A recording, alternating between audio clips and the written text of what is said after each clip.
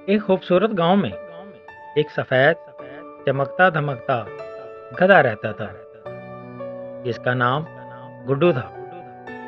सब कहते थे, वाह, कितना हसीन गधा है। लेकिन गुड्डू की एक बुरी आदत थी। वो था कामचोर।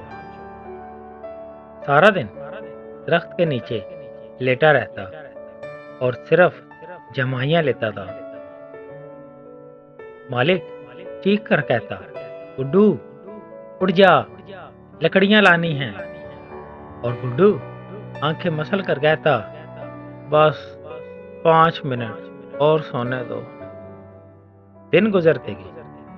मालिक तंग आ गया। ये गधा तो सिर्फ नींद का बादशाह है। एक दिन मालिक बाजार गया और एक नया स्याह रंग का गधा ले आया जिसका नाम उसने कालू रखा। कालू बहुत मेहनती था। सुबह से शाम तक काम करता और कभी शिकायत न करता।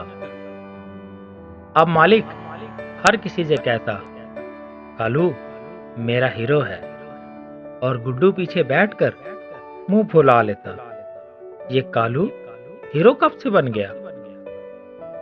एक दिन गुड्डू ने सोचा, अगर मैं ऐसे ही सोता रहा तो सब मुझे भूल जाएंगे।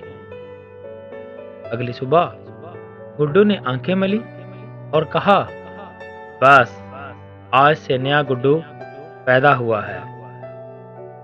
इसने गाड़ी खींची, लकड़ियां उठाई और पहली बार पसीना बहाया। मालिक हैरान हुआ, गुड्डू ये तो वाकई काम कर रहा है।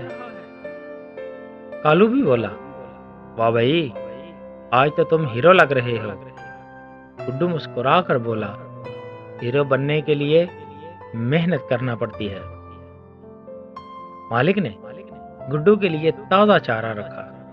शाबाश मेरे बहादुर गुड्डू। अब गांव के बच्चे कहते, देखो ये है मेहनत का गुड्डू गधा। दोस्तों, इस कहानी से हमें क्या सीख मिलती है?